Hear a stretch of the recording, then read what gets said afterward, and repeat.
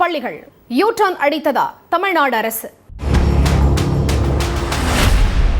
தமிழ்நாடு அரசு தொடர்ந்து மும்மொழி கொள்கையை ஏற்க முடியாதுன்னு சொல்றதும், மத்திய அரசு மும்மொழி கொள்கையை ஏற்காம தமிழ்நாட்டுக்கு நிதி கொடுக்க முடியாதுன்னு சொல்றதும் தொடர்கதையா இருந்து வந்த நிலையில அதுக்கு வலு சேர்க்கும் விதமா நாடாளுமன்றத்தில் எழுந்திருக்கிற விவாதங்கள் மேலும் பல கேள்விகளுக்கு வழிவகுத்திருக்கு.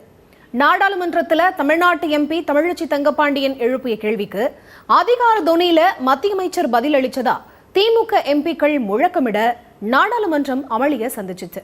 இதுல மத்திய அமைச்சர் தர்மேந்திர பிரதான் தெரிவிச்ச கருத்துக்கள் தான் பிரச்சனைய வேறு விவாத களத்துக்கு எடுத்துட்டு போயிருக்கு. PM ஸ்ரீ பள்ளிகள் விவகாரத்துல தமிழ்நாடு அதனோட நிலைப்பாட்டை மாத்தி இருக்கிறதா அமைச்சர் பேசினது விவாத பொருளாயிருக்கு. PM ஸ்ரீ பள்ளிகள் விவகாரத்துல யூ-டர்ன் அடிச்சிருக்கா தமிழ்நாடு அரசு? மத்திய அமைச்சர் தர்மேந்திர பிரதான் தமிழ்நாடு அரசு மேல எழுப்புற குற்றச்சாட்டு என்ன? இதையெல்லாம் தான் ஸ்பாட்லைட்ல பார்க்க போறோம்.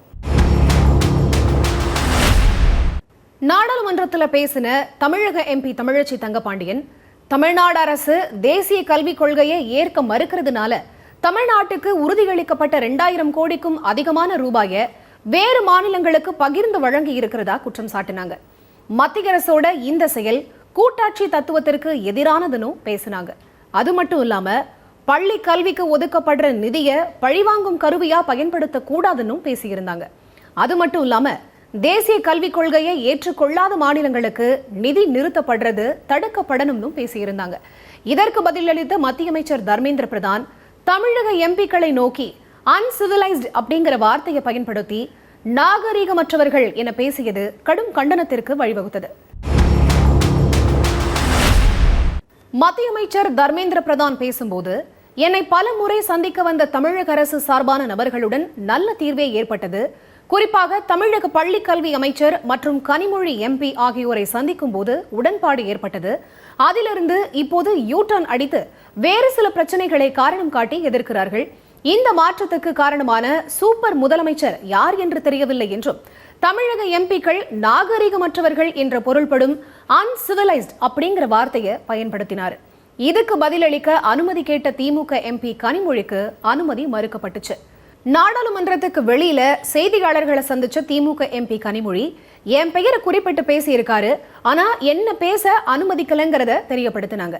அதுக்கப்புறமா மக்களவைக்குள்ள பேசின திமுக MP கனிமொழி, ஒரு நாளும் தமிழ்நாடு முதலமைச்சரும் மும்மொழி கொள்கையை ஏற்றுக்கொள்வோம்னு மத்திய அரசு கிட்ட தெரிவிக்கல, அதோட தமிழக மக்களையும் தமிழக எம்பிக்களையும் பார்த்து நாகரிகமற்றவர்கள்னு சொன்னது வன்மையா கண்டிக்கத்தக்கதுன்னு பேசினாங்க.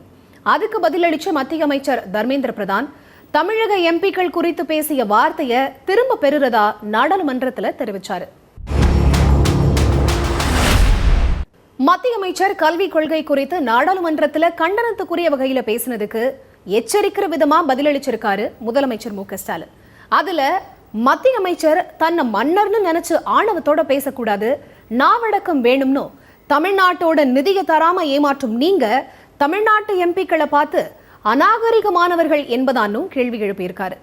தமிழ்நாட்டு மக்களை மத்திய அமைச்சர் அவமதிக்கிறத பிரதமர் ஏற்கிறாரானும் கேள்வி எழுப்பியிருக்காரு. அது மட்டும் இல்லாம தர்மேந்திர பிரதான் முதலமைச்சருக்கு எழுதின கடிதத்தை பகிர்ந்திருக்கிற முதலமைச்சர் அதுல தமிழ்நாடு தேசிய கல்விக் கொள்கையை ஏற்கலன்னு மத்திய அமைச்சரே குறிப்பிட்டிருந்ததை சுட்டிக்காட்டியிருக்காரு. தமிழ்நாட்டு மாணவர்களுக்கான நிதியை எங்க கிட்ட இருந்து வசூல் செஞ்ச வரியை விடுவிக்க முடியுமா முடியாதா அப்படிங்கிறதுக்கு மட்டும் பதில் சொல்லுங்கன்னு கடுமையா எச்சரித்திருக்காரு. கல்வி பொதுப்பட்டியல்ல இடம்பெற்றிருக்கிற விஷயமா இருக்கிறதுனால மத்திய அரசு கொண்டு வர கொள்கைகளை மாநில அரசுகள் முழுமையா ஏற்க வேண்டிய அவசியம் இல்லைன்னு திமுகவும், புதிய கல்விக் கொள்கையில ஒரு அங்கமான சமக்ர சிக்ஷா திட்டத்திற்கான நிதியை அந்த திட்டத்தை ஏற்காத தமிழ்நாட்டுக்கு எப்படி கொடுக்கிறதுன்னு மத்திய அரசும் சொல்லுற நிலையில தமிழ்நாட்டு மாணவர்களோட கல்வி பாதிக்காத வகையில மத்திய மாநில அரசுகள் சட்டத்திற்கு உட்பட்டு தீர்வு காணுறதும், அதே நேரத்துல மாநில உரிமைகள் பாதிக்காம இருக்கிறதும் அவசியம் அப்படிங்கிறது தான் இந்த மோதலோட தீர்வா இருக்கணும்னு சொல்லப்படுது.